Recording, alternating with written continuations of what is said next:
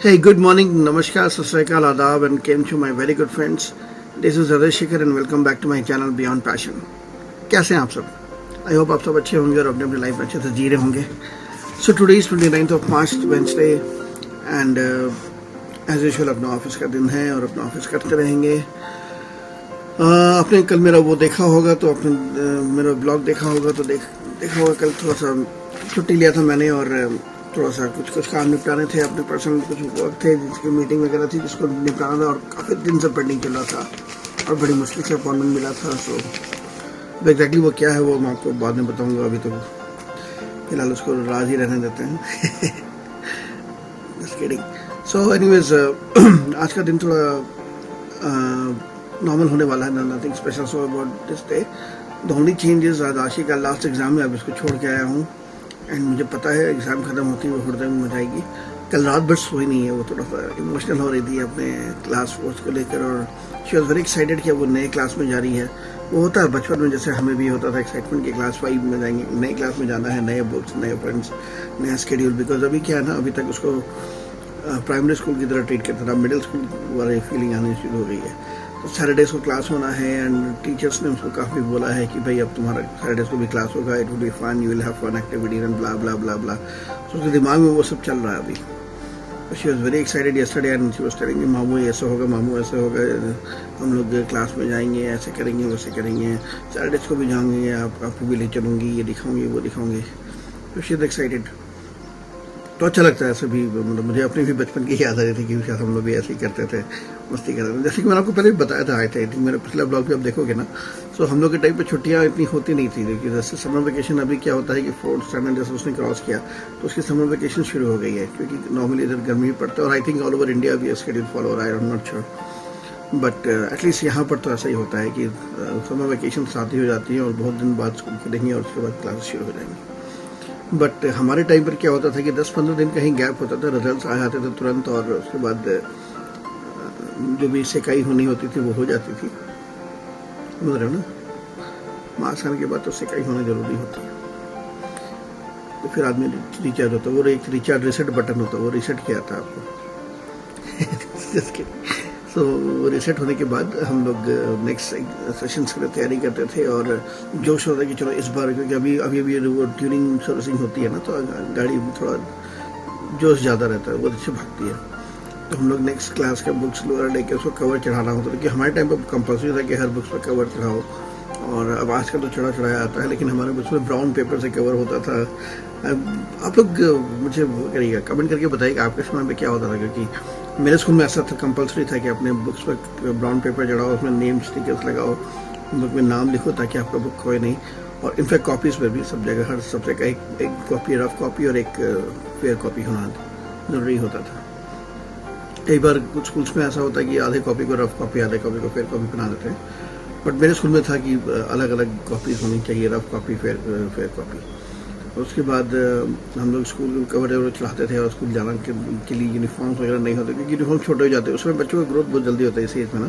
जैसे आशी अभी 10 साल की हो गई है तो अभी लंबाई उसकी बहुत तेज़ी से भाग रही है. इनफैक्ट आपने देखा होगा कल मैं जो कपड़े ले आया था मुझे वो टेंशन हो रही थी कि मैं एक साथ बढ़ा दूँ. लेकिन मुझे याद है मैं 6 months बैक जो कपड़े लाया था अब उसको छोटे हो रहे हैं. सो हाइट उसकी बहुत तेज़ी से भाग रही है. इनफैक्ट आकांक्षा के तो यहाँ तक आ चुकी है अब. सो वो धीरे पार कर जाएगी. सो वो एक एज होता है बच्चों को ग्रो करने का. तो वो सब एक्साइटमेंट होता है कि नए कपड़े, नए स्कूल यूनिफॉर्म, नया टिफ़िन, नया बैग. मैं हर बैग तो खैर हमेशा चेंज नहीं करता था लेकिन टिफ़िन वगैरह मैं हर बार चेंज करता था. पेंसिल बॉक्स एंड टिफ़िन मेरा हर सेशन में चेंज होता था. तो मतलब ये मेरा पर्सन वो था. नो रीज़न बिहाइंड इट, बस करना होता तो करते थे मस्ती. सो वो एक होता था. और मुझे याद है 4th स्टैंडर्ड से या 5th स्टैंडर्ड से आई थिंक पेन से लिखना शुरू होता. उससे पहले हम पेंसिल से लिखते थे. आई थिंक 4th स्टैंडर्ड से 4th स्टैंडर्ड से पहले हम पेंसिल से लिखा करते थे. पहली बार हमारे पास इंक पेन आता था. उस समय इंक पेन होता था जिसमें इंक डाल कर हमने कितना गंद मचाया ना उस इंक पेन से. मतलब लिटरली हम लोग क्या करते थे जब उसको हम लोग ने यूज़ करना शुरू किया, पूरा इंक यहाँ पर स्प्लिट हो रहा है और कभी लड़ाई हुआ तो हम ऐसे इंक एक दूसरे को फेंकते थे. मतलब तलवार की तरह चलाते थे. तो वो सब भी किया हमने. तो ऐसे ऐसी चीज़ें होती रही है तो बड़ा मज़ा आता था उस समय. लेकिन उसके बाद फिर आई थिंक 7th से हमें निब पेन का शुरुआत किया था। और इंक पेन के ज़माने में हमारे टाइम पर पायलट पेन रिलीज हुई थी, आई थिंक नवंबर। और पायलट पेन में क्या था ना कि एक बार आप डाल दो और ड्रॉप्स की तरह डालना होता था, उसके अंदर एक फोम सा होता था, उसके अंदर डाल दो और वो गीला और रहेगा तो चलेगा, वरना बाकी में तो आपको इंक भरना होता है, दवा कलम कहते हैं जिस तरह से वो बंद करके आपको ले जाना पड़ता है, उस तरह का सिस्टम होता था। तो उससे बहुत गंद मची थी, क्योंकि इंक गिर गया, स्प्लिट कर गया, पेन क्रैक कर गया गिरने से या किसी वजह से, तो आप कई बार अपने यहाँ रख लो शर्ट के कॉलर पॉकेट में, तो पूरा पॉकेट ही ब्लू हो जाता था, बहुत प्रॉब्लम होती थी। पर पायलट पेन ने आके ये क्रांति लाई थी, क्योंकि उस समय एक तरह से रेवोल्यूशन था वो, क्योंकि इंक स्प्लिट होने का प्रॉब्लम ही दूर हो गया था। और पायलट का निब एक ही तरह का होता था, शार्प, और उससे हैंडराइटिंग बहुत सुंदर होती थी। तो उस समय बहुत फेमस है, आई डोंट नो भाई आती है कि नहीं, but I still love that pain, क्योंकि बहुत अच्छा हैंडराइटिंग होती थी उस समय। मुझे याद है मैंने कर्सिव राइटिंग का जब वो किया था पायलट पेन से, तो मेरा हैंडराइटिंग बहुत इम्प्रूव की थी। आई डोंट नो अभी भी आती होगी, मुझे नॉट श्योर, पता करता हूँ, अमेज़ॉन पर चेक करता हूँ, आपको बताता हूँ। तो वो बचपन के दिन होते हैं, तो वही कल आशी का भी वो देख के थोड़ा सा लग रहा था। सुबह भी मुझसे बोले थे कि मामू मेरे को इस स्कूल में आज, मैंने उसको वैसे बोल दिया कि आज 4th स्टैंडर्ड का लास्ट डे है, तो आज तो अपने क्लासरूम में देख लेना टच करके, आज के बाद तो नहीं जाएगी 4th स्टैंडर्ड। तो उसको थोड़ा सा वो इमोशन हो रही थी कि नहीं मैं आज जाऊँगी, मैं थोड़ा सा स्टे करके आऊँगी, वहाँ पर थोड़ा रुक के आऊँगी। मतलब भाई बस मत छोड़ देना, आ जाना। So anyways guys, these were the feelings which I wanted to share about Ashi। तो चलिए अभी काम पे लगते हैं, फिर आपसे बतियाते रहते हैं। आशी प्रॉमिस की है कि वो हमें सभी सिखाएंगे और सभी हमें धक्का देके नहीं छोड़ते। पक्का पक्का नहीं छोड़ेगी ना? मामू जी को साइकिलिंग सिखा देगा।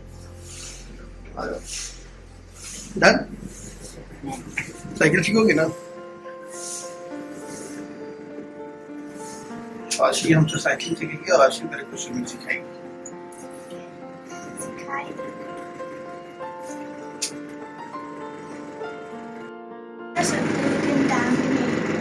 लेबोरेट चाहिए टाइम, एग्जाम खत्म हो गया तो भी लेबोरेट और टाइम।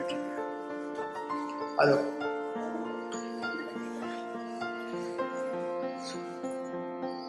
वो सो रही है, आ जाओ आ जाओ।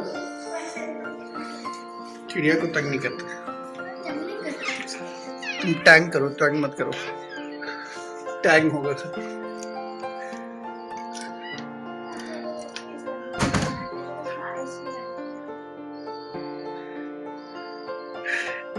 आज आखिरी पेपर था हिंदी का, खत्म हो गया, तो अभी एक्साइटेड है। हेलो फ्रेंड्स, इस समय शाम के 4 बज रहे हैं और अभी नहा कर आया। आज लेट हो गया, थोड़ा काम था, कुछ निपटाना था ऑफिस के और टाइम नहीं मिल पाया। फिर आशी को लेकर आया, तो आशी उसके बाद से बदमाशी शुरू हो गया, एग्ज़ाम खत्म हो गया ना, तो अभी खाना पीना छोड़ दिया, बदमाशी अभी तो नाटक शुरू होगा। एनीवे सो आज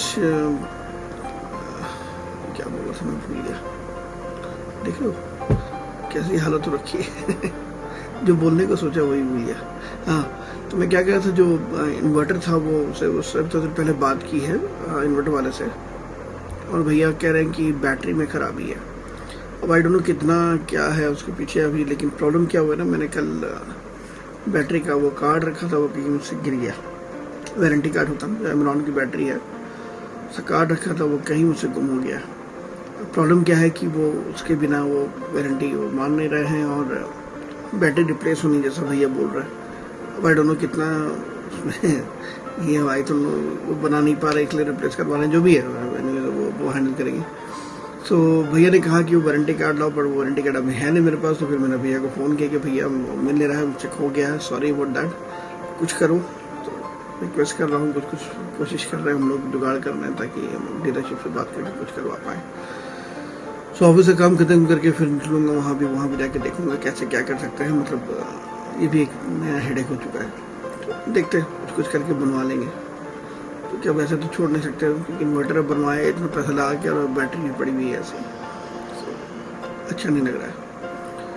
देखते हैं क्या जुगाड़ कर सकते हैं, कैसे क्या कर सकते हैं, उसके हिसाब से कुछ तो करना ही पड़ेगा, राइट। सो अभी कुछ जुगाड़ करके इसको ठीक करेंगे। बाकी ऐसे तो कुछ प्रॉब्लम है नहीं, लाइट जा रही है तो बैकअप तो है, लेकिन प्रॉब्लम क्या होता है ना, डिवाइसेस मैंने जो इतने सारे लगा रखे हैं ना, गैजेट्स मैंने, और मेरा म्यूजिक स्टूडियो स्पेशलिस्ट को भी ऑफ कर रखा है, वो जब लाइट जाती है ना तो स्विच ओवर होता है, उसमें बहुत ख़राब होने के चांसेस होते हैं। ऑलरेडी मेरे 2 इक्विपमेंट्स ख़राब हो चुके हैं, सीरियसली मुझे बहुत झटका लगा, उसका बहुत फटका लग चुका है। सो इसलिए मैं अभी और चांस लेना नहीं चाहता, I just want to get it repaired somehow. अगर वो भी नहीं होगा तो प्लान से ही कुछ करेंगे और देखेंगे क्या कर सकते हैं। देखता हूँ, फिलहाल तो लगता है उसके पीछे, देखता हूँ क्या कर सकते हैं। फ्रेंड्स, अगर आपने न्यूज़ देखा है तो आपको पता होगा कि जो NPCI है, national payments corporation of India, उन्होंने एक रिकमेंडेशन सबमिट किया है जिसमें वो ये चाहते हैं कि जो भी ट्रांजैक्शंस होते हैं PPI के through, which is prepaid payment instruments, 2000 के ऊपर जिनका जो भी ट्रांजैक्शन होगा वो इंटरचेंजेबल फी उसमें चार्ज करेंगे, वो लोग इंटरचार्जेबल होगा तो उसको फीस चार्ज करेंगे ट्रांजैक्शन ऑफ 2000 के ऊपर। सो ये नया रिकमेंडेशन उन्होंने सबमिट किया है RBI को, और अभी वेट करना होगा। अगर ये लागू होता है तो फर्स्ट अप्रैल से लागू हो जाएगा। सो आइए देखते हैं इसके क्या क्या इंपॉर्टेंट एस्पेक्ट्स हैं और किस तरह ये हमें इफेक्ट करता है। So point number 1, let's go with 1 by 1। So पहला पॉइंट ये है कि ये UPI पेमेंट जो PPI के थ्रू यूज में किए जाते हैं उन पर ही लागू होता है, और वो भी 2000 के ऊपर होने चाहिए। सो जो भी हम लोग प्रीपेड वॉलेट हमारा रहता है, जैसे पेटीएम वॉलेट हुआ, गूगल वॉलेट हुआ, चाहे फ़ोनपे वॉलेट हुआ, इन सब वॉलेट्स के ऊपर अगर प्रीपेड वॉलेट को हम रिचार्ज करा के पेमेंट करते हैं तो ये सिर्फ उन पर लागू है, और ये 2000 से ऊपर के ट्रांजैक्शंस पर है। सेकंड पॉइंट क्या है कि ये जो चार्जेबल होना है ये 2000 के ऊपर नहीं है, ये सिर्फ नीचे वाले ट्रांजैक्शंस पर है। तो ये बहुत इंपॉर्टेंट पॉइंट है, क्योंकि अभी क्या है ना, जनरलाइज इसको हम नहीं कह सकते। जो भी हम ट्रांजैक्शंस 2000 के ऊपर कर रहे हैं उसके ऊपर ही ये लागू हो सकता है। थर्ड सबसे इम्पोर्टेंट पार्ट क्या है कि ये जो पेमेंट है ये हमारे ऊपर लागू नहीं हो रहा है, ये मर्चेंट साइड पर लागू हो रहा है। सो हम किस तरह इफेक्ट होंगे ये मर्चेंट पर डिपेंड करेगा। सो अभी जो ये पेमेंट्स फ़ी जो लागू होनी है ये मर्चेंट पर लागू होना, ना कि एंड कस्टमर्स पर। ये बहुत ही इंपॉर्टेंट एस्पेक्ट है। एंड फोर्थ जो सबसे इम्पोर्टेंट पॉइंट ये है कि ये इसमें वो ट्रांजैक्शंस को अलग किया कर रखा है जो बैंक टू बैंक ट्रांसफ़र करते हैं। सो अगर आपका ट्रांजैक्शन एक बैंक से दूसरे बैंक में मनी ट्रांसफ़र करता है तो वो इसमें इंक्लूडेड नहीं है।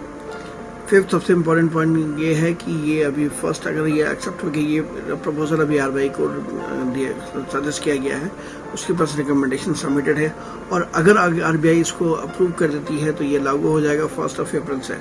और 1 अप्रैल से लागू होने के बाद ये सितंबर में नेक्स्ट 23 में रिव्यू होगा दोबारा।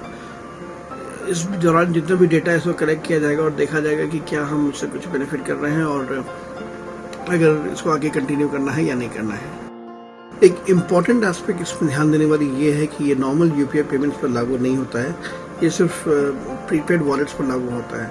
सो अगर हम लोग हमने कोई ऐप में प्रीपेड वॉलेट रखा हुआ जिसमें हम रिचार्ज करके पेमेंट करने की कोशिश करते हैं, ये सिर्फ वहाँ पर लागू होना है, और नॉर्मल UPI ट्रांजेक्शन पर लागू नहीं होना है। दूसरी चीज़, ये जो सबसे इम्पोर्टेंट सवाल उठता है कि ये हम लोगों को कैसे इफेक्ट करेगा।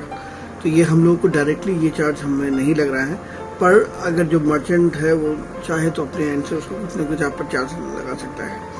Now the charge is 1.1% of the transaction. 2000 के ऊपर जो भी हम ट्रांजेक्शन करेंगे उसका 1.1% off fee will be charge as a transaction fee. So ये भी इम्पोर्टेंट एस्पेक्ट है।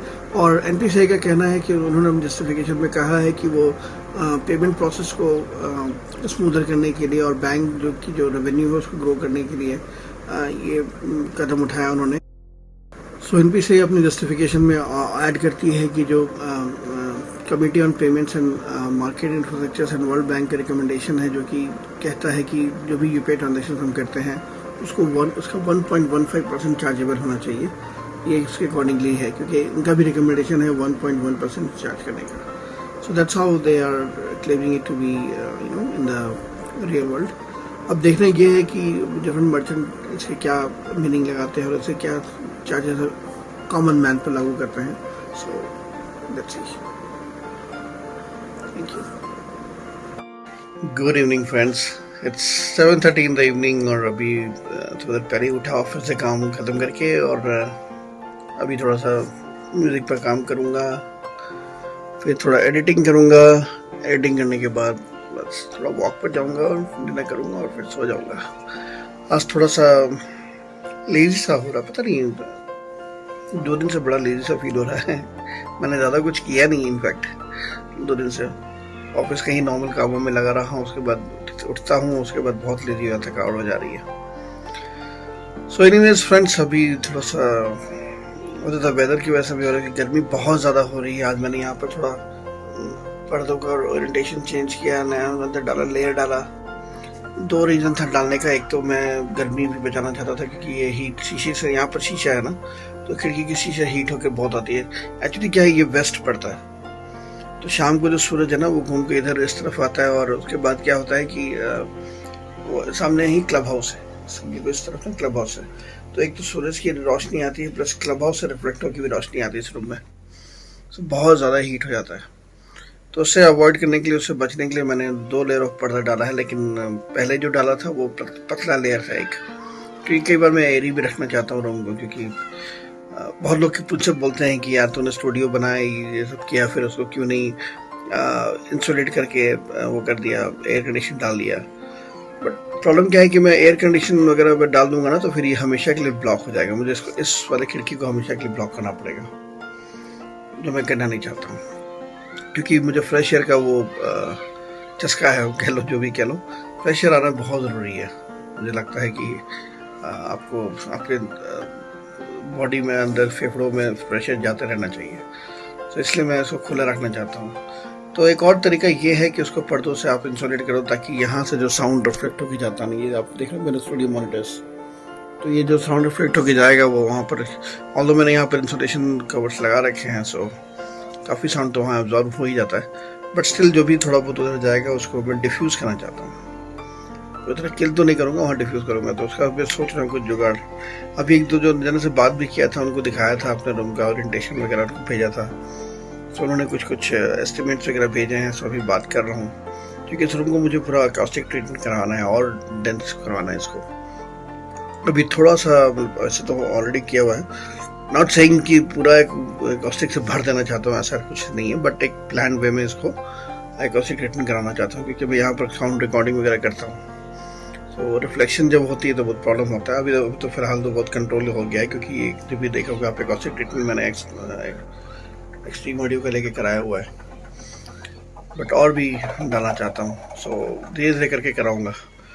सो अभी 2-4 लोगों से आइडिया भी ले रहा हूँ, एस्टिमेट्स भी ले रहा हूँ और समझने की कोशिश कर रहा हूँ किस तरह कर सकते हैं with keeping the room in a minimal way. मैं रूम को ख़राब भी नहीं करना चाहता, तो वही प्लान है, देखते हैं। तो चलो गाइस, आज का ब्लॉग यहीं तक रखते हैं। अगर आप लोग यहाँ तक जुड़े हो और आपको अच्छा लगा तो please give me a thumbs up, नए हो तो सब्सक्राइब जरूर कर लेना और नोटिफिकेशन चैनल को क्लिक कर देना ताकि आगे के ब्लॉग्स की नोटिफिकेशन आपको मिलता रहे। आज के ब्लॉग में इतना ही सफ़र रहेगा और कल के ब्लॉग में फिर आपसे मुलाकात होगी। तब तक के लिए अलविदा, शब्बा खैर, शुभ रात्रि एंड जय हिंद।